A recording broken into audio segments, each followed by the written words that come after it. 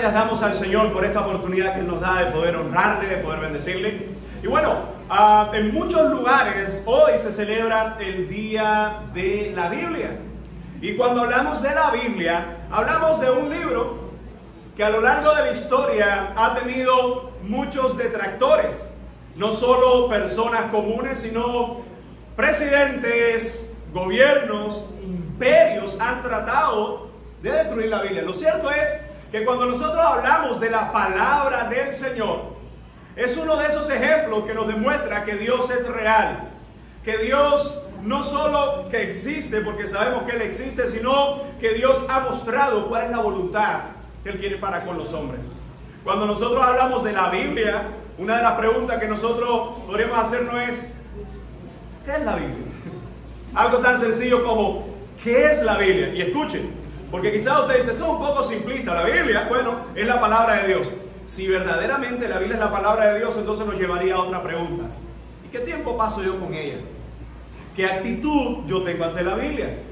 ¿Qué tiempo yo dedico a entenderla, a escudriñarla, a predicarla, sobre todas las cosas, a vivirla? Entonces, más que una simple pregunta, en esta mañana vamos a estar hablando bajo el título Solo la Escritura. Y hace poco más de un mes estuvimos hablando sobre la Reforma, pero hoy no vamos a hablar de la Reforma, sino que vamos a hablar lo que causó la Reforma, que fue Dios por medio de su palabra en diferentes personas y en diferentes lugares de Europa, que después llegó a los rincones, o está llegando todavía incluso hoy a los rincones de la tierra. Así que cuando hablamos de la Escritura, hay un reto que tenemos todo estudiante de la Biblia, un reto que tiene todo estudiante de la Biblia, y es, en primer lugar, nosotros necesitamos saber bien y con precisión lo que creemos de Dios y por qué lo creemos. Hermano, yo no creo en Dios porque los demás lo creen, o yo no creo en Dios o en la palabra de Dios porque los demás dicen que hay que creer en eso. La pregunta sería, ¿nosotros sabemos bien y con precisión lo que creemos de Dios? Y después, ¿y por qué lo creemos? Una vez entendemos o sabemos bien y con precisión lo que creemos de Dios, eso nos lleva al segundo reto de todo estudiante de las Escrituras. Y es que si ya yo sé bien, ahora yo necesito vivir bien. Vivir lo que creemos al máximo. Hay una gran diferencia entre tener un conocimiento de la Biblia y tener el verdadero conocimiento de la Biblia que nos lleva a actuar en base a la Biblia. Hoy hay mucha gente que conoce la Biblia. Hoy hay mucha gente que usted lo ve por la calle y te dice, no, porque la Biblia, no, porque se está cumpliendo. ¿Qué tú sabes si se está cumpliendo? No, porque la Biblia dice se verán horrores. ¿En qué versículo dice que la Biblia se verán horrores? Es cierto que la Biblia dice que van a ocurrir cosas, guerras, hambre, peste y todas estas cosas. Pero qué interesante que hay mucha gente hoy que habla de la Biblia, pero no tiene al Dios de la Biblia, o no obedece al Dios de la Biblia. Así que estos tres grandes retos: primero, saber bien y con precisión lo que creemos de Dios. Segundo, eso que creemos, poder vivirlo al máximo. Hermano, hay una gran diferencia entre un religioso y un cristiano. Los dos conocen la Biblia, pero solo el cristiano es transformado por ella y sigue siendo transformado por ella y la está viviendo. El religioso solo conoce, solo tiene datos en su mente, pero no tiene ninguna transformación en su corazón. Y por último, ¿cuál es el reto o el tercer reto que tiene todo estudiante? Primero, saber bien y con precisión lo que creemos de Dios y por qué lo creemos. Segundo, eso que creemos, vivirlo al máximo. Tercero, poder entonces explicarle a otros, tanto creyentes como no creyentes, lo que creemos de Dios y lo que entendemos de su palabra y de su verdad. Así que mi pregunta para ti en esta mañana sería, ¿tú estás viviendo esos tres retos? ¿Tú y tu familia? ¿Tú con tus hijos estás aplicando esto? Porque yo no le puedo dar a mis hijos una pasión por la Biblia si yo no la tengo. Yo no puedo instruir a mis hijos en amar a Dios si yo no le amo. Hermano, estamos viviendo tiempos tan convulsos y tiempos tan peligrosos que hay mucha gente dentro de las iglesias preocupado más por lo que van a comer o por qué va a pasar ahora en nuevo año, que por cómo su familia, cómo su matrimonio se fundamenta cada día y se fortalece cada día más en la palabra del Señor.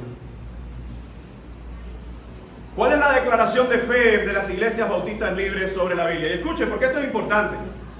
Cuando nosotros hablamos de algún concilio, hablamos de alguna denominación, como nosotros sabemos que las denominaciones cada una de ellas son resultado de en la etapa de la Reforma, después de Lutero, ¿verdad? Muchas personas empezaron a volver a la Escritura, pero mientras volvían a la Escritura, entre ellos tenían discrepancias y entonces se fueron alineando cada uno según su pensamiento, y ahí salen las denominaciones. Porque la iglesia siempre ha sido una. En el libro de los Hechos no tenemos la denominación de Corinto, no tenemos la denominación de los Gálatas, tenemos la iglesia, la única iglesia en Corinto y en los Gálatas, que eran congregaciones locales diferentes, pero era la misma iglesia con la misma doctrina. No vamos a meternos ahora y decir, como algunos por ahí conspiranoicos dicen, no, las denominaciones son cosas del diablo. No son cosas del diablo, son cosas que son resultado de nuestras imperfecciones. Y aún así, en esas imperfecciones, Dios ama a sus hijos que tengan diferentes nombres o diferentes apellidos, pero que estén fundados en su verdad. Por eso es que cuando hablamos que es lo que crea una iglesia sobre la Biblia, hermano, eso es fundamental. ¿Por qué razón? Porque tenemos iglesias que te dicen, no, sí, la Biblia es la palabra de Dios, pero lo más importante es lo que tú crees de ella, lo que tú entiendes de ella. Eso siendo una filosofía posmodernista, es decir, que tu verdad, que lo que tú interpretas es más importante, que no importa que los demás piensen diferente. ¿Así?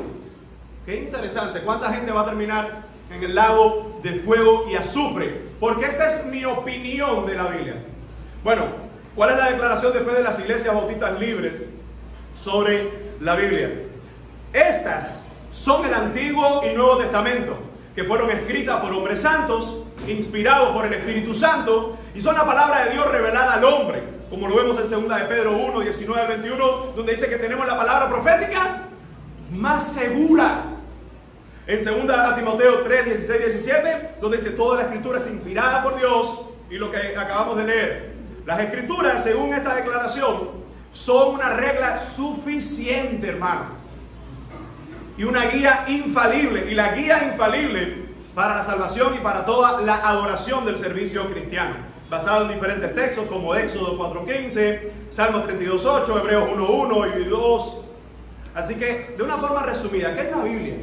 Tú le preguntas a la persona, ¿qué es la Biblia para ti? Hermano, y esto es una respuesta que habla de la eternidad. Porque si tú crees que la Biblia simplemente es un libro bonito, ya eso por ahí más o menos te va a decir dónde tú vas a pasar la eternidad. Donde la pasarán todos aquellos que creen el libro bonito y que le dan la espalda a Dios y que se mueren en pecado. Pero si tú crees que la Biblia es la palabra de Dios, tu vida tiene que ser una muestra, tu vida tiene que ser un sello de que si yo lo creo, yo lo vivo. Hermano, por eso es que las iglesias hoy están como están. Por eso que hoy vemos tanto nominalismo, es decir, vemos tanta gente que solamente son creyentes de nombre. Es probable que aquí haya alguien hoy que lleva más de una semana sin leer su Biblia. Déjame decirte que si ese es tu caso, no estás bien. E incluso pudiera ser hasta un poco más agresivo. Deberías ver si en realidad eres hijo de Dios. Porque yo no estoy diciendo la lucha que uno tiene por buscar y pasar tiempo con la palabra de Dios. Eso es una cosa. Que yo llevo a un día y que a veces estoy ajetreado y que no sé qué, eso es una cosa. Pero que pasan los días, pasan los meses, pasan los años y a usted no le interesa la palabra de Dios, bueno, parece ser, o todo nos da a indicar que usted o no es cristiano o usted ha llegado a un punto de su vida que debería ser un stop. Así que cuando hablamos de esta declaración, continuamos entonces con cómo es el proceso en cómo nos llegó la Biblia. Esto que nosotros tenemos en nuestras manos es una traducción de la Biblia. Los estudiantes del seminario Timoteo recién terminamos una asignatura llamada Bibliología, que es el estudio de las Sagradas Escrituras en forma genérica, y sabemos que todo comenzó ¿dónde? En la mente de Dios. ¿Dónde comenzó lo que hoy tenemos escrito? En Dios. Ahora, eso que estaba en la mente de Dios fue revelado a los autores humanos, alrededor de 40, algunos creen que estaban cerca de los 50. Lo que está claro que en el Nuevo Testamento tenemos aproximadamente 9 autores confirmados que escribieron el Nuevo Testamento. Pero algo interesante es que esa palabra en la mente de Dios fue puesta en la mente de los hombres por medio de ¿qué? De la revelación. Es decir, cuando Pedro está citando la Escritura y dice tenemos la palabra profética más segura. ¿Cuál? Hermano, lo que nosotros conocemos hoy como Antiguo y Nuevo Testamento, lo que nosotros conocemos hoy como el Antiguo Pacto y el Nuevo Pacto, los 66 libros, fue obra de Dios dárselo a los hombres. Ahora, esos textos que escribieron los hombres fueron llevados a los manuscritos hebreo y griego originales. Lo que tenemos hoy, ninguno de los textos que tenemos hoy son los originales. Lo que escribió Moisés de su mano, eso no existe. Lo que existe son las copias de lo que escribió Moisés, y son copias de copias y copias. Alguien se pudiera hacer la pregunta: ¿y cómo yo sé que en esa copia de copia de copia de copia no se perdió el verdadero mensaje? Bueno, hermano, de una forma milagrosa, cuando se empieza, hay una asignatura que se llama crítica textual, que se empieza a refutar todos estos pensamientos. Se toman las diferentes copias y los eruditos ven cómo copias que llevan cientos de años entre ellas coinciden en la mayoría de sus argumentos o sus expresiones. En otras palabras, hermanos, fue Dios quien preservó su palabra.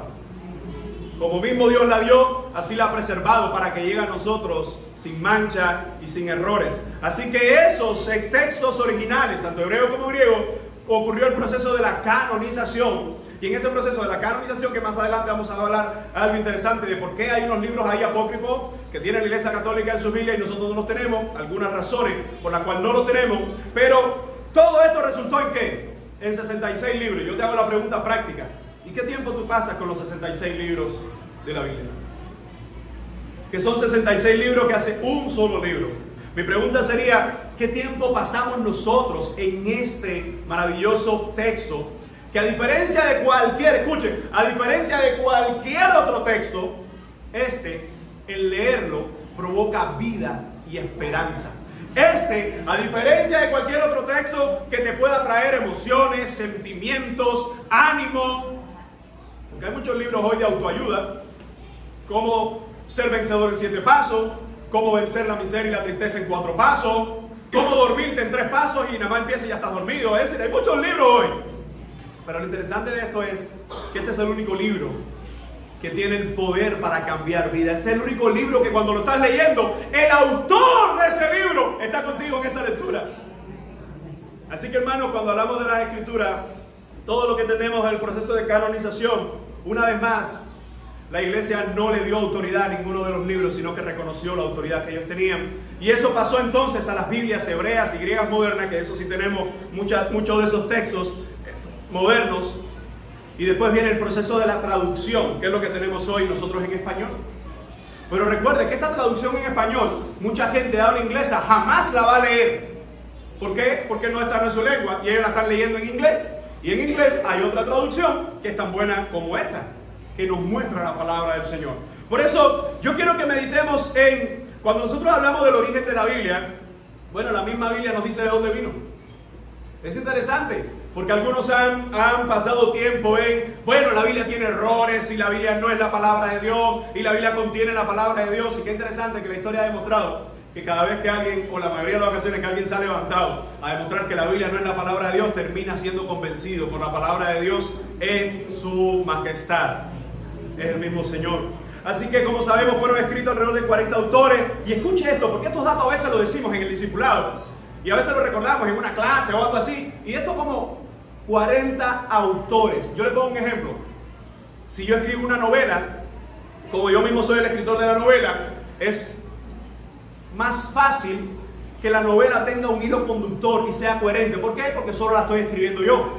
Pero si yo digo, Raitel, vamos tú y yo a escribir una novela, Mario, que tiene talentos de escritor y ha trabajado muchos años en esa área, yo digo, Mario y Raitel, nosotros tres vamos a escribir una novela. Tú vas a hacer los primeros 2 capítulos, tú los otros y yo el final.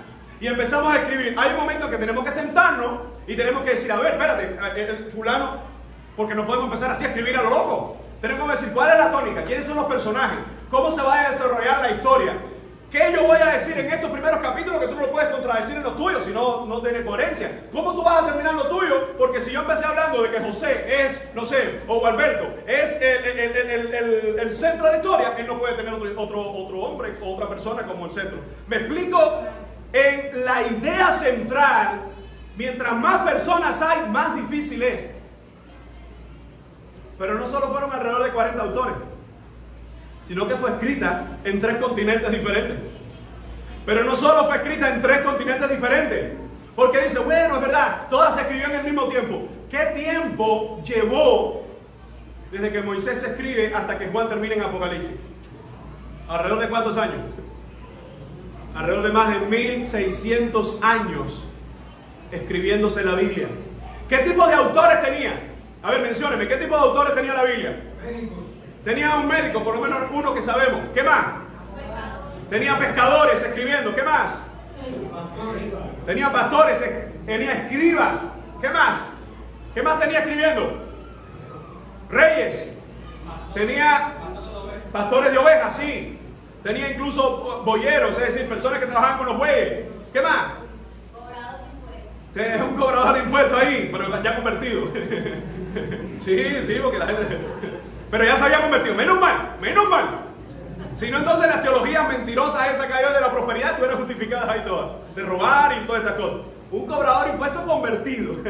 ¿Qué más tenemos? Tenemos gente con mayor preparación, gente con menor preparación. Tenemos incluso guerreros escribiendo, ¿verdad? Tenemos personas escribiendo siendo jóvenes, después escribiendo siendo esa misma persona, siendo más anciano. Por ejemplo, Salomón, ¿verdad? Escribiendo a Cantar de los Cantares en el cenit de su juventud, en el amor a flor de piel, en el disfrute más grande del matrimonio. Y después tenemos escribiendo Proverbios, ¿verdad? Y escribiendo Eclesiastés, cuando todavía hay más madurez al final de sus días. Entonces, hermano, 40 mentes diferentes en 3 continentes, 1600 años. Y cuando vamos a la Escritura, hay un mensaje que es continuo a través de los 66 libros.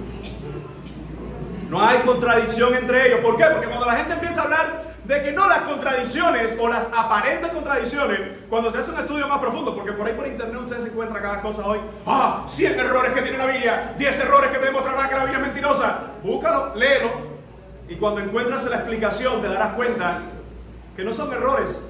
Y te explico esto. La Biblia nos da argumentos de toda índole que nosotros al comprobarlos, hermano, ¿cómo es posible que Job, que se cree que es escrito, que es un contemporáneo de Abraham, fíjense de cuánto estamos hablando, cómo es posible que Job diga que el Señor está sentado sobre el círculo de la tierra? Si eso de hace unos años que se descubre, porque mucha gente creía que algunos creían que la tierra estaba, ¿recuerda? Que era plana. Bueno, todavía hay gente que lo cree. Sí, hay de todo. Pero todavía hay gente que cree que la tierra está sobre una tortuga, que está sobre unos elefantes, que no sé qué bonito.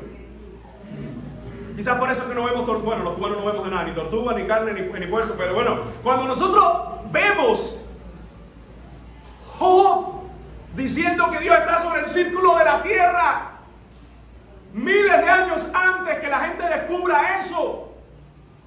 Qué increíble, hermano.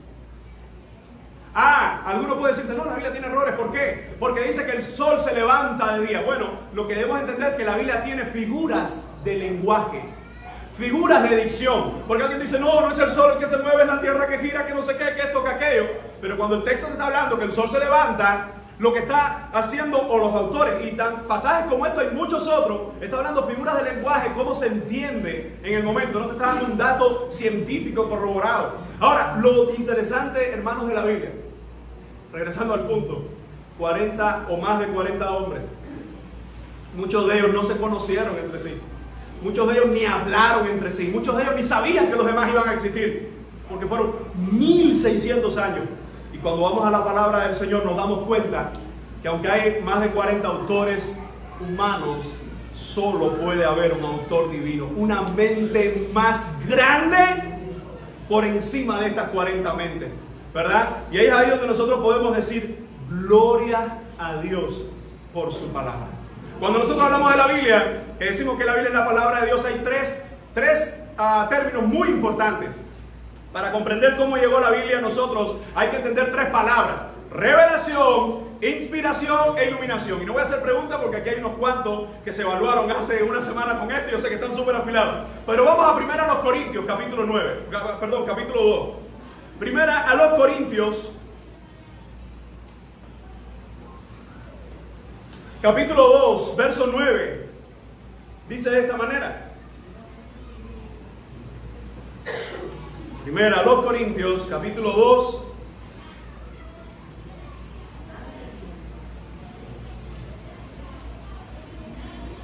Dice así el verso 9. Antes bien, como está escrito, cosas que ojo no vio, ni oído yo, ni han subido al corazón del hombre, son las que Dios ha preparado para los que le aman. Pero Dios nos las reveló a nosotros, ¿por quién?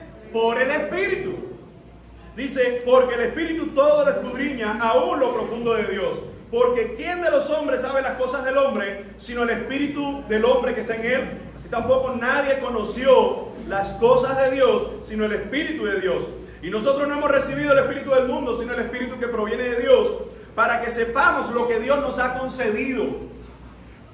Lo cual también hablamos, no con palabras enseñadas por sabiduría humana, sino con las que enseña el Espíritu, acomodando lo espiritual a lo espiritual. Pero el hombre natural no percibe las cosas que son del Espíritu de Dios, porque para él son locura, y no las puede entender, porque se han de discernir espiritualmente. En cambio, el espiritual juzga todas las cosas, pero él no ha juzgado de nadie, porque ¿quién conoció la mente del Señor? ¿Quién le instruirá? Mas nosotros tenemos la mente de Cristo. Cuando vemos este texto explicado expresado por Pablo, nos damos cuenta, hermano, que ha sido Dios quien nos ha revelado su palabra. ¿Y sabe por qué es importante entender el término que Él fue el que la reveló? Hermano, porque un Dios santo, un Dios infalible, un Dios sin error, un Dios justo, va a revelar una palabra que tiene esas mismas condiciones. Una palabra santa, una palabra justa, una palabra infalible, una palabra sin errores, una palabra que tiene el poder para cambiar vidas, porque es el mensaje del Dios, del único Dios que puede dar vida. Y cuando hablamos de inspiración, ¿cuál es el proceso de la inspiración? A ver, hay estudiantes acá. ¿Cuál es el proceso de la inspiración? ¿Qué es inspiración? Porque alguien dice, bueno, yo fui inspirado a escribir esta canción. De eso no estamos hablando en esta mañana. Yo fui inspirado a tener este especial. No estamos hablando de eso. Estamos hablando de inspiración. Cuando hablamos de la escritura, ¿a qué hace referencia inspiración? A ver, no todos a la vez, no todos a la vez. Por ejemplo, Saras, inspiración. Cuando hablamos de inspiración, en el caso de la escritura, es entender que la palabra Dios la dio directamente de Él. Así es. En términos, no como literalmente palabra, Exacto. sino teniendo en cuenta, o bueno, no respetando, no me gusta usar la palabra respetando, sino teniendo en cuenta los escritos de los autores, los contextos, pero la palabra, toda la palabra. Dice toda la escritura. Así es. Exacto. Dice, toda la escritura es inspirada por Dios. Ahora, déjenme decirle, y no se sienta mal por esto, pero el término inspirada no es una muy buena traducción. ¿Por qué? Porque cuando hablamos de inspirada, esto es un préstamo que se está haciendo del latín, e inspirare. Pero cuando se lleva al español inspirada, ¿qué es lo que es inspirar? Es más, no. Inspirar no es exhalar. Exhalar es soltar el aire. Inspirar viene de tomar, ¿verdad? Ahora, el término griego es theos, que significa theos, Dios, y neusos, soplado. Así que el término inspirado en el idioma original es toda la escritura ha sido soplada por Dios. Más que inspirada, lo que ha sido es soplada por Él. Ahora, algo importante en eso, como decía el hermano Sala, como la Biblia ha sido soplada por Dios, los hombres lo que hicieron fue por el medio también, por medio del mismo Espíritu Santo, entonces comenzar a escribir. Y lo interesante de esto es que ellos tienen diferentes estilos. Por ejemplo, cuando llegamos al Nuevo Testamento, hay algunos autores que evidentemente dominan muy bien el griego y otros que no lo dominan, que son más toscos, evidentemente por su preparación. Pero tanto aquel que está escribiendo con palabras más bonitas, esto es en los idiomas originales, como el que está escribiendo un poco más tosco, así, más de que, oye, ¿qué? ¿Cómo está la cosa? De esa cuestión, un poco más, no vulgar, sino, porque vulgar no se entiende muy bien en español, sino más, no, hay algunos que son más coloquiales, más refinados, y otros que son más populares, así como, oye, ¿cómo está todo por la casa? No es lo mismo decir, oye, ¿cómo está todo por la casa? O, gracias, querido consiervo. ¿Cómo sentís vosotros en estos tiempos tan convulsos por vuestros hermosos hogares? Dice, compadre, dime cómo está todo por la casa.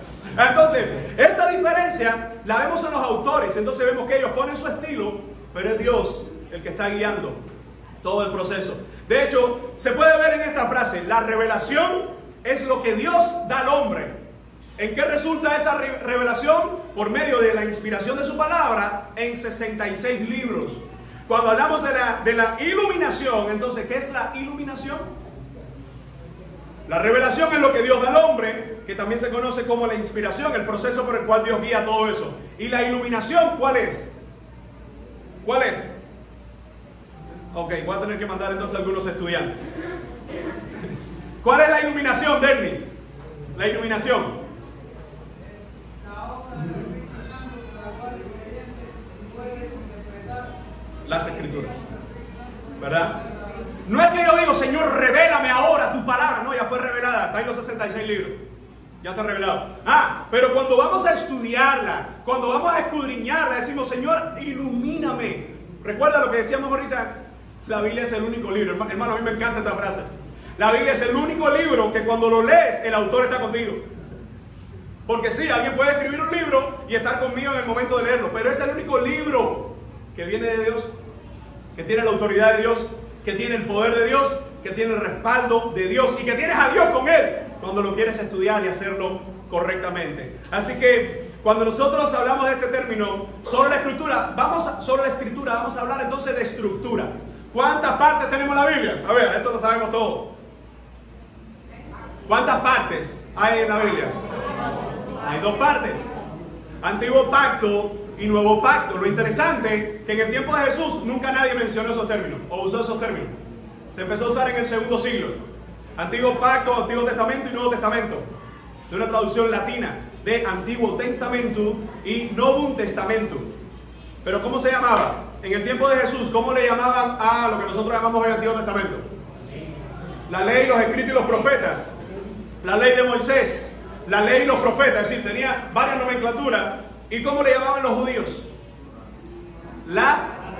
Bueno, la Torá era solo los 5 de Moisés. La Tanakh era lo que nosotros tenemos como 39. Ellos lo tienen como 22. Porque ellos tienen libros que nosotros tenemos separados. Primero, segundo de Reyes, los tienen unidos.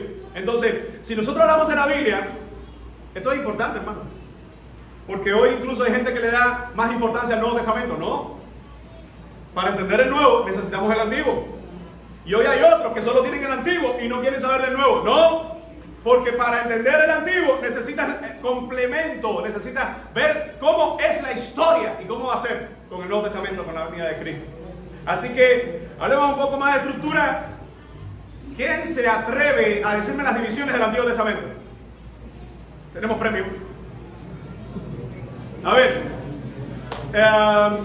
divisiones del Antiguo. ¿Cómo comienza el Antiguo? A ver, Primera Macabeo. Corán, digo yo, no sé, me tienen asustado. A ver, la ley de Moisés. A ver, dime los 5 libros, ¿cuáles son? Levítico va en el medio, pero está bien. Está bien. Y aquí un hermano que está luchando el premio. A ver, te voy a preguntar a ti por luchadora de premio. Ok, tenemos los libros de la ley. Tenemos, ¿qué otras divisiones que conocemos? ¿Qué más tenemos? Tenemos los profetas bueno, tenemos una división que se ha hecho más actual. Los profetas mayores o los profetas menores, que no significa que sean más importantes uno que otro. Se habla de mayores o menores por su extensión. O, como otras divisiones lo nombran, los profetas antes del exilio, los profetas post-exilio, es decir, posterior al exilio. Tenemos también los libros poéticos. ¿Quién me dice cuáles son los libros poéticos? No, así no le puedo dar premio a todos. A ver, Lulo, libros poéticos. Ya, lo tenía pero se fue. Está bien, ¿alguien que los cogió?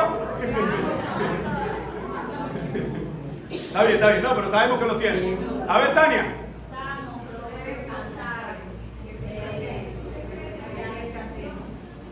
¿Sí? Eclesiastés, sí, Lamentaciones también. Muy bien. Interesantemente, incluso algunos esto se debate, pero algunos creen que Job también entra dentro de los libros poéticos, pues tienen muchas canciones, otros lo ponen en el libro histórico, en fin, es una mezcla. Ahora, vamos al Nuevo Testamento. A ver, el Nuevo Testamento es más sencillo, solo son 27. ¿Cuáles son las divisiones del Nuevo Testamento? A ver, Luis. Tenemos los evangelios. ¿Cuáles son los 4? A ver, ya lo dije. ¿Cuáles son también los 4 evangelios? A ver, Nora. Mateo, Marcos, Lucas, Juan. De esos 4, ¿quiénes estuvieron con Jesús? Mateo y Juan, los de las esquinas, para que se lo aprendan así, los de las esquinas estuvieron con Jesús. ¿Y Marcos y Lucas? No estuvieron con Jesús, pero estuvieron cerca de los apóstoles, de Pedro, de Pablo, ellos estuvieron cerca. Después tenemos en el Nuevo Testamento, después de los evangelios, ¿qué significa evangelios?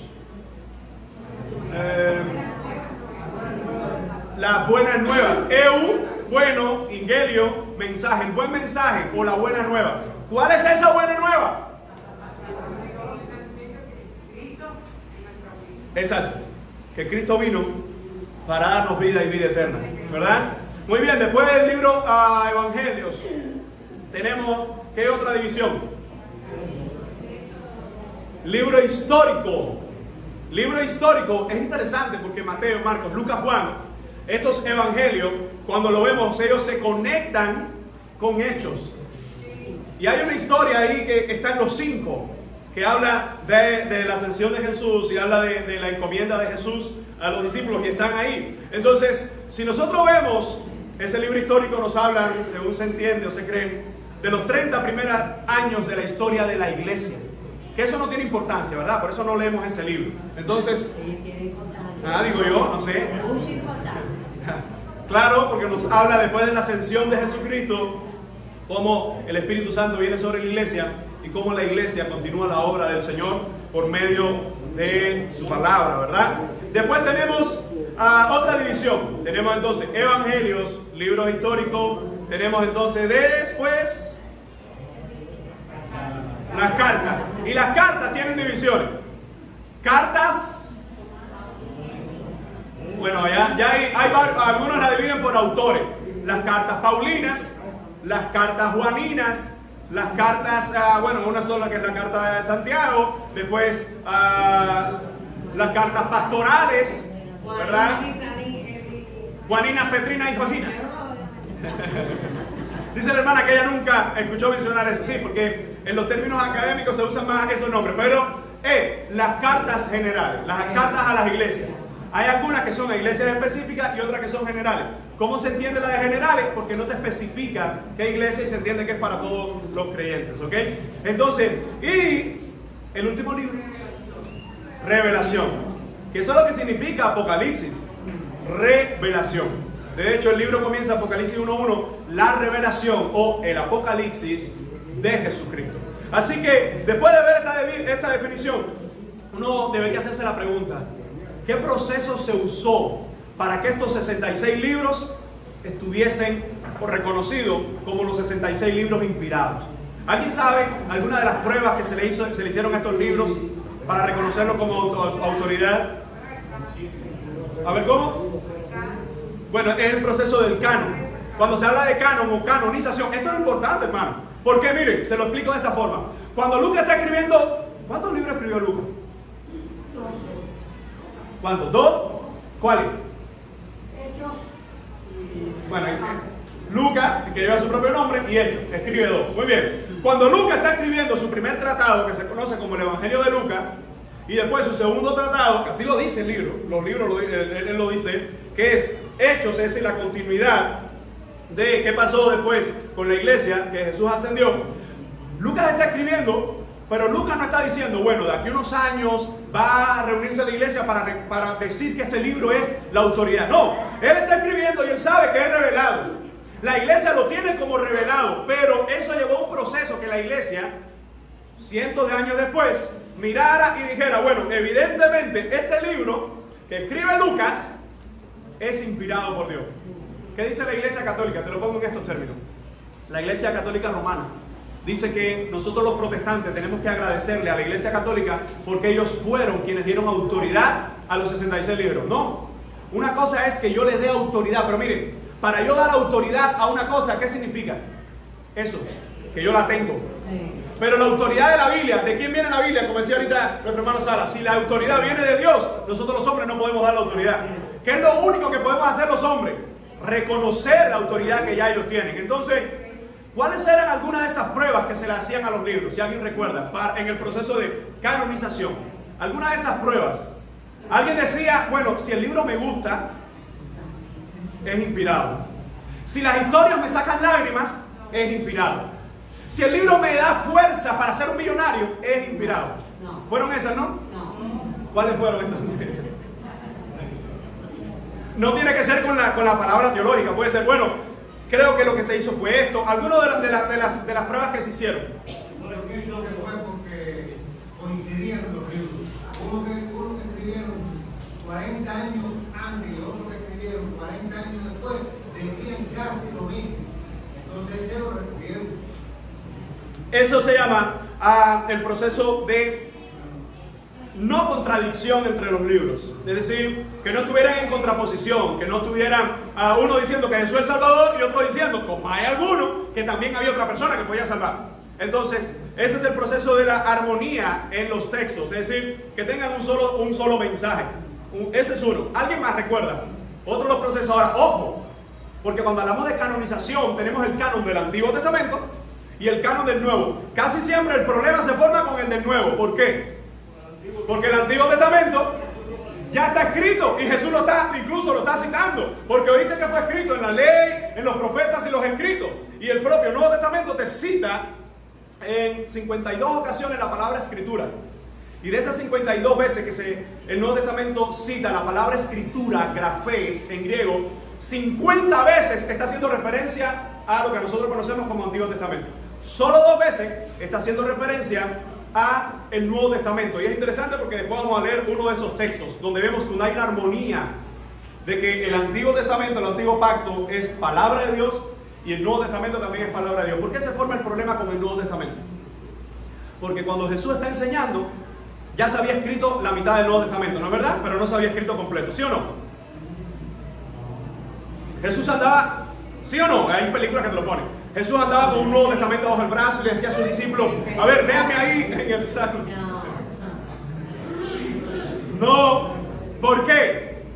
Porque el Nuevo Testamento se comienza a escribir después que Jesús asciende. ¿Cómo sabemos eso? Porque el mismo Jesús dice, el Espíritu Santo vendrá a ustedes y os recordará todas las cosas. Y esa parte de recordar las cosas, hermano, yo le voy a poner un ejemplo. Fíjense si en todo el proceso Dios ha estado guiando. A ver, ¿quién aquí piensa? Bueno, no, Osbel, tú tienes buena memoria, hermano, porque para ser el excelente músico que eres tienes que tener una excelente memoria. Si yo te digo, Osbel, no, sí, porque si digo Manuel es excelente músico, pero la memoria no hay. No. Bueno, son 60 años. A ver, no, es broma. Pero Osbel, si yo te digo, Osbel, toma una libreta y empieza a escribirme las últimas 2 semanas todo lo que hiciste, de todo lo que hablaste, todo lo que aprendiste y todo lo que escuchaste. ¿Lo pudieras hacer y crees que serías exacto en todas las cosas? Mira, yo sería más claro y más sincero todavía. No, si a mí me ponen que escriba de ayer para acá, es probable que tenga que... A ver, espérate. Y eso que yo tengo 16 años nada más, pero imagínense usted 3 años y medio de enseñanza, de milagro, de acontecimiento. Escuche esto, de diálogos. Quizás ustedes digan, oye, yo que con Carito hace unos días nos tomamos un excelente café, pero yo ni me acuerdo de lo que hablamos. Yo no sé, hablamos de cosas, de los muchachos, de esto, de aquello.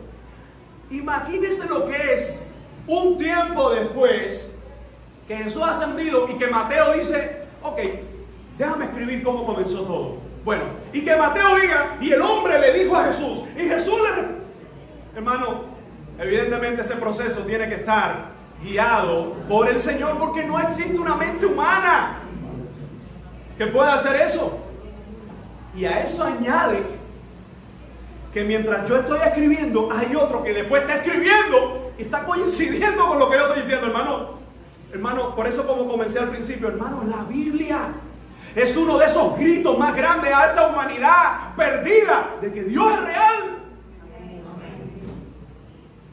¿Sabe cuánta gente ha dado su vida por una traducción de la Biblia? Cientos de miles. Y hoy en muchas congregaciones, y es probable que aquí haya de ese tipo de personas también, pasan los días, pasan las semanas y no se sientan a decir, Señor, quiero crecer en tu palabra. Hermano, como mismo Dios guió el proceso de canonización, así Dios nos guía hoy, nos desafía hoy a no escribir nuevas revelaciones, pero la que ya está escrita, a poder indagarla, a poder profundizarla, a poder cada vez más animarnos, porque no hay nadie en este lugar que ya sepa todo de la Biblia. Todos estamos en un constante crecimiento de la palabra. ¿Sabe por qué? Porque la Biblia es una fuente inagotable de la grandeza y de la gloria de Dios, que de toda la gloria de Dios, la Biblia nos habla una parte, porque nunca se va a agotar por mucho que nos explique. ¿Qué nos habla la Biblia? Lo que Dios quería registrar para nosotros. Así que, otra de las palabras, por ejemplo, sobre todo en el Nuevo Testamento, se preguntaba si el libro fue apostólico, si fue escrito por un apóstol. ¿Qué pasó? Que el diablo, como siempre, y los enemigos del Evangelio, como siempre, dijeron, bueno, tenemos el Evangelio de Mateo, el Evangelio de Marcos, el Evangelio de Lucas y el Evangelio de Juan. ¿Y por qué no hacemos un Evangelio de Pedro? Y escribieron un Evangelio de Pedro. ¿Y por qué no hacemos un Evangelio de María Magdalena? Y escribieron un Evangelio de María Magdalena. ¿Y por qué no hacemos un Evangelio? Y así empezaron a poner nombre de gente que sí eran reconocidos en la Escritura, y empezaron a hacerlo. ¿Qué pasa? Que cuando Lucas está escribiendo, según se cree, hay algunas hipótesis que varios piensan que entre los evangelios, alguno de ellos en algún momento sí pudo haber tenido referencia de otro. Pero eso todavía queda en debate. Porque, por ejemplo, cuando se cree que Lucas sí tuvo referencia de Marcos, incluso entre Marcos y Lucas, cuando narran un mismo acontecimiento, dan detalles que tienes que unirlos los dos para ver la historia más argumentada. Te lo digo de otra forma.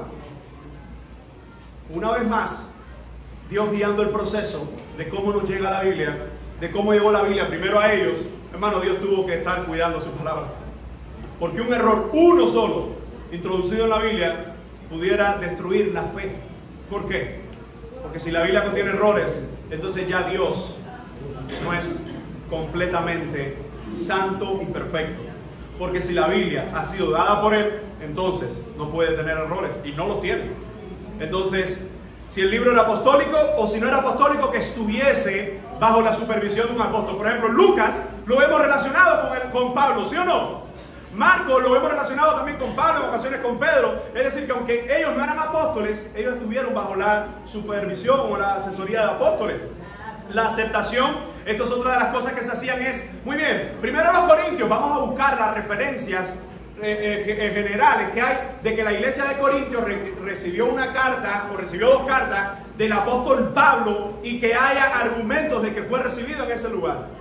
En otras palabras, hermanos, una vez más este proceso tiene que llevar o contar, ¿verdad?, con el auspicio, con la supervisión del mismo Dios, porque lo que está en juego es que si dentro de esos 66 libros entra un libro no inspirado, entonces hoy, imagínense que si con los 66 que tenemos todavía siguen saliendo libros explicando por qué que Jesús hable de un ciego y el otro evangelio, perdón, que un evangelio te hable de un ciego que sana a Jesús y el otro evangelio te digan que era uno y el otro que eran dos. Cuando usted va y dice, no, la Biblia tiene errores, mira, incoherencia numérica, no. Porque uno dice, bueno, es que uno te está hablando la historia general, que si eran dos, y el otro está hablando del que más resaltó o el que habló. Y se acabó. Y dice, wow, ¿era así tan sencillo? Sí, porque nuestra premisa es que la Biblia no contiene errores. Y hay que sentarse, y evidentemente hay algunos textos que hay que indagar mucho más, pero gracias a Dios, hermano, cuando nosotros vamos hoy a la palabra del Señor, no vamos a encontrar esos errores, aunque sí podemos encontrar aparentes contradicciones que necesitamos entonces poder leer para ver si es una figura de dicción, porque algunos dicen no, porque hay un libro que nos habla que el pueblo estuvo 400 años y otro nos dice que fueron 430. No es difícil. Uno te está hablando cifra más exacta, otro te está redondeando el número.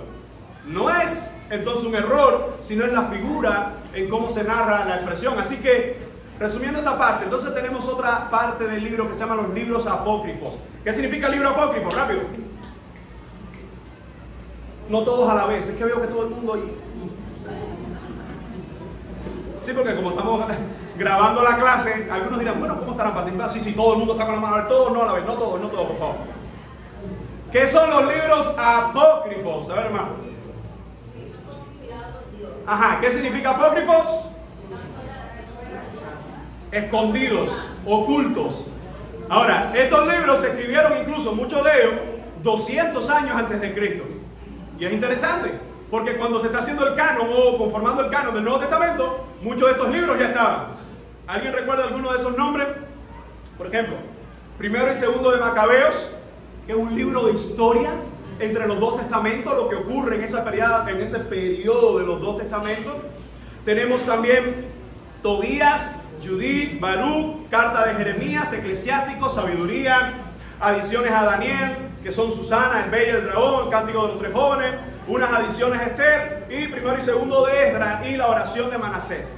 Esto aparece incluso hoy en algunas Biblias católicas. La pregunta sería, ¿por qué esos libros no están dentro de los 66?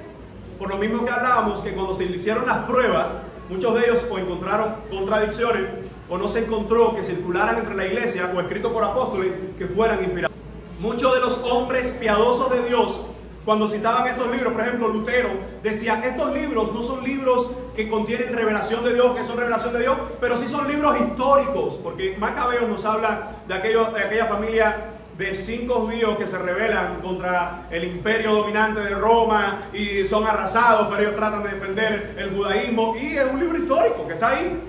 Ya para terminar, nos llevaría a, voy a enumerar 8 cosas por la cual hay un autor, José Grau, en su libro Introducción a la Teología, que nos explica 8 razones por las cuales estos libros, los apócrifos, no entraron en el canon, y gracias a Dios por eso. Nunca formaron parte del canon judío del Antiguo Testamento. Es decir, nunca entre los 39 o los 22, como lo tenían los hebreos divididos, libros del Antiguo Testamento, nunca estuvieron esos libros apócrifos. Jesús nunca citó nada de los libros apócrifos. El gran historiador judío Josefo, que es un contemporáneo del primer siglo, de los tiempos de los apóstoles de Jesús, dio testimonio que nunca formaron parte del canon judío.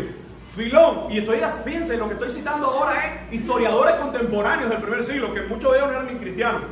Filón, gran filósofo judío de Alejandría, nunca los consideró como libros canónicos. Siguiente.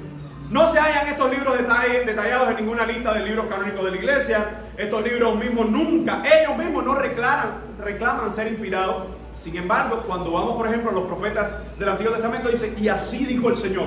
Y esta es la palabra del Señor. Y el mismo Juan, ¿cómo termina Apocalipsis? Y si alguien añade o quita este libro, él también será quitado. Es decir, porque está reconociendo el mismo libro que es inspirado por Dios. Es decir, hay evidencia externa y hay evidencia interna. Las dos se complementan para mostrarnos que era lo que Dios quería que se quedara como los libros inspirados. Los apócrifos dan enseñanzas que son contrarias, ya hablamos esto. Y por último, la mayor parte de los apócrifos fueron escritos después que el canon del Antiguo Testamento ya estaba complementado. La estructura de nuestra Biblia, solo voy a hablar un dato importante, porque no tenemos tiempo para más. Nuestros capítulos y nuestros versículos no son inspirados. Hermanos, no leamos o estudiemos la Biblia por capítulos y versículos. Bueno, si esto está en aquel capítulo, eso debe ser otra cosa. Si está en este, debe ser otra. Eso ocurre a partir del año 900 hasta el año 1300, 1400, que se ponen las divisiones. ¿Y por qué esto es importante? Porque hay gente que le gusta leer la Biblia este versículo. No. Cuando leemos la Biblia, un versículo, aunque nos guste, tenemos que leer el contexto. ¿Por qué? Porque la Biblia fue escrito en un complemento. Siempre le pongo este ejemplo a los estudiantes en el seminario. Imagínense que en esta misma clase yo voy a hacer esta cita. Los falsos testigos de Jehová dicen, Jesucristo no es Dios. Ok, esa es la cita. Los falsos testigos de Jehová dicen, Jesucristo no es Dios. Justo en el momento que yo digo, los falsos testigos de Jehová dicen, abren la puerta, y yo digo, Jesucristo no es Dios. Y esa persona cierra la puerta y se va. En esa iglesia dice el pastor que Jesucristo no es Dios. Mi pregunta ¿es verdad lo que yo dije? Sí. Pero yo lo que estaba haciendo era una referencia a gente falsa que dice eso. Entonces, esa persona ha tenido el mejor ejemplo que yo puedo ilustrarle a usted. Cuando se lee la Biblia solo una parte, hermano, hay que leerla completa en su contexto. Un borracho coge una promesa y dice, y yo estoy contigo, nunca te dejaré ni desampararé. Aleluya. Y se da otro buche. No, porque esa promesa no es para un impío que vive su impiedad. Esa promesa es para alguien que pone toda su confianza en Dios y vive para Él. Ahora, ¿cómo yo sé eso? Porque tengo que leer el contexto. Quién habla, a quién le habla, qué es lo que dice, cuándo lo dice, cómo lo dice. Hermanos, el diablo no puede destruir la Biblia. Y el diablo no puede destruir la iglesia. Pero el diablo lo que ha hecho por más de 1500, 1800, posiblemente más de 2000 años, es meter falsedades en cómo la iglesia está estudiando la Biblia. Lo voy a decir suave. El diablo no puede destruir la iglesia, el diablo no puede destruir la Biblia. Pero como la iglesia va a estudiar la escritura, ahí el diablo sí se puede meter. ¿Por qué? Porque te dice, no, léela, pero lo que tú entiendas está bien. Hermano, le estoy hablando que en los últimos años, los últimos 1500 años de la historia de la iglesia, eso es lo que se ha hecho. La Iglesia Católica Romana lee la escritura y dice, ¿qué dice el Papa de este versículo? ¿Qué dicen los concilios de esta doctrina? Hermano, la Biblia es su propio intérprete. Entonces las estructuras que tenemos nos deben recordar a nosotros que esas estructuras están ahí. ¿Para qué? Para que cuando yo le digo, Gladys, mi vida, yo quiero regalarte Jeremías 33:3. Clama a mí y yo te responderé, dice el Señor. Y te enseñaré cosas grandes y ocultas que tú no conoces. Pero ¿qué hace Gladys que posiblemente lleva la edad de muchos de nosotros en el Evangelio ya? Jeremías 33:3, gloria a Dios por su palabra, pero cuando ve toda la historia de Jeremías, es la historia, Dios llamando a un hombre diciendo, estoy contigo. Ese hombre sufre y Dios le dice, estoy contigo. Ese hombre llora y Dios le dice, estoy contigo. Ese es el contexto de Jeremías 33:3. No es a cualquiera, clama a mí que Dios te va a responder, no. Es aquellos que han clamado primeramente por Dios, por obedecerle. Dios le va a seguir dando su respuesta en su tiempo, aunque a veces no lo entienden. Dios le va a seguir mostrando su voluntad. Hermano, la Biblia es nuestro contexto. ¿Se da cuenta que la Biblia no es para los pastores? Que el estudio de la Sagrada Escritura no es para los maestros nada más, es para todos nosotros. Así que terminando, cada una de estas divisiones nos recuerdan que están puestas ahí para ayudarnos a estudiar, para ayudarnos a encontrar más rápido un texto, pero no para estudiar. ¿Cómo estudiar la Biblia? Primero, necesitamos leerla. Y voy a consejos pastorales. ¿Qué tiempo tú pasas leyendo la palabra del Señor? No me respondas. ¿Qué tiempo tú separas para abrir tu Biblia y empezar a leerla? Porque escucha, leerla es una cosa, estudiarla es otra, memorizarla es otra, compartirla es otra. Necesitamos leerla, necesitamos meditarla. Como dice el Salmo 1, del 1 al 3, ¿verdad? Que aquel justo, aquel que ha sido plantado en la verdad del Señor, es como árbol plantado, ¿verdad? Árbol que da fruto a su tiempo, que su hoja no cae. Hermano, la Biblia, la palabra del Señor es nuestro fundamento. Lo que decimos, lo que pensamos, lo que hacemos, tiene que estar respaldado por su palabra. Necesitamos meditarla. ¿Qué decía aquel hombre de Dios? En mi corazón, Señor, he guardado tus dichos para no pecar contra ti. Necesitamos meditarla, necesitamos memorizarla. La Biblia es alimento. Y a mí me llama la atención que puedan existir personas que no se alimentan de ella y que sigan diciendo que son hijos de Dios. Ninguno de los que está acá puede vivir sin alimento. Ahora, déjame ponerte este ejemplo. Producto de tantas enfermedades, hay muchas personas hoy que no se pueden alimentar por sí mismos. ¿Qué es lo que ha hecho la ciencia para ayudarles a alimentarse? Como ellos están postrados y no se pueden alimentar, pues entonces le hacen una operación. Los médicos saben bien de estos términos. Se le pone esa manguerita, como le decimos nosotros en el cubano, y por ahí se alimenta. ¿Por qué? Porque si no se alimenta se muere. La diferencia con la Biblia es que nosotros, teniendo un libre albedrío, es decir, un libre albedrío que está limitado, ¿verdad? Que si no es por el Señor, no podíamos tomar ninguna decisión sabia, ninguna decisión coherente con la verdad, pero por su gracia tenemos la posibilidad de tomar decisiones en Él. Tenemos que decidir leerla. Hermanos, Dios no nos va a leer la Biblia a nosotros. Él nos demanda que nosotros la busquemos, que nosotros la leamos, que nosotros la estudiemos. Él nos manda y nos dice que la palabra del Señor es la verdad, que conociendo la verdad de Él seremos libres. La pregunta es, una vez más, si verdaderamente la Biblia es alimento, ¿qué tiempo le dedicas? La Biblia limpia y purifica, como leemos en el Salmo 119. De hecho, el Salmo 119, yo quisiera hasta que se quedara esta tarea. Hermano, leamos el Salmo 119, porque cuando decimos el Salmo 119, para mí es el ejemplo más práctico de cómo la iglesia o cómo gente hoy en las congregaciones actúan ante la Biblia. Por ejemplo, si yo te digo, Mario, el Salmo 119, ¿qué es lo primero que viene a tu mente? ¿Qué es lo primero que viene a la mente? Es más largo. ¿Por qué? Porque lo hemos escuchado tantas veces. Por ejemplo, me va a dar la razón. Cuando nos proponemos leer la Biblia de nuevo, no sé, casi siempre al año, ¿no? Y que llegamos al Salmo 119, dice, uy, esto no termina. Salmo 119. Alguien, bueno, sí, yo sé que muchos de ustedes lo han hecho. Pero cuando nos detenemos a leer el Salmo 119, es el cántico o uno de las canciones más gloriosas, que cada uno de sus cientos de versículos están divididos en 22 secciones. Son 22. Las 22 secciones comienzan con un nombrecito arriba. Aleph, Bet, Dalet. Cuando uno ve ese nombrecito arriba, ese es el nombre de las letras hebreas. Ahora, cuando ese salmo está siendo inspirado, una de las cosas que el Espíritu está haciendo con el autor del salmo es: vamos a inspirar este salmo, pero vamos a hacerlo de tal forma que aunque es muy largo, la gente lo pueda memorizar. De hecho, aquí hay varios estudiantes de Timoteo. Cuando damos hebreo, nos vamos a dar cuenta que como ese salmo es escrito en hebreo, por ejemplo, en la primera sección que dice arriba Aleph, es la primera letra del alefbet o del alfabeto hebreo. Todos los versículos que están ahí, todos comienzan con Aleph, todos. Cuando vamos al siguiente, Bet, todas las oraciones que están ahí comienzan por Bet. ¿Por qué? Porque el Espíritu Santo ha dicho, es verdad que esto es largo, pero yo quiero que ustedes lo memoricen. Hermano, cuando vemos el Salmo 119, para mí es una de esas expresiones más hermosas en la revelación de Dios, que nos dice: no dejes que tu carne te domine cuando se trata de la Biblia, porque tu carne te va a decir: ay, qué largo, ay, qué cansancio, ay, no tengo tiempo, ay, qué esto, ay, es mejor ver una película, ay, es mejor hacer esto.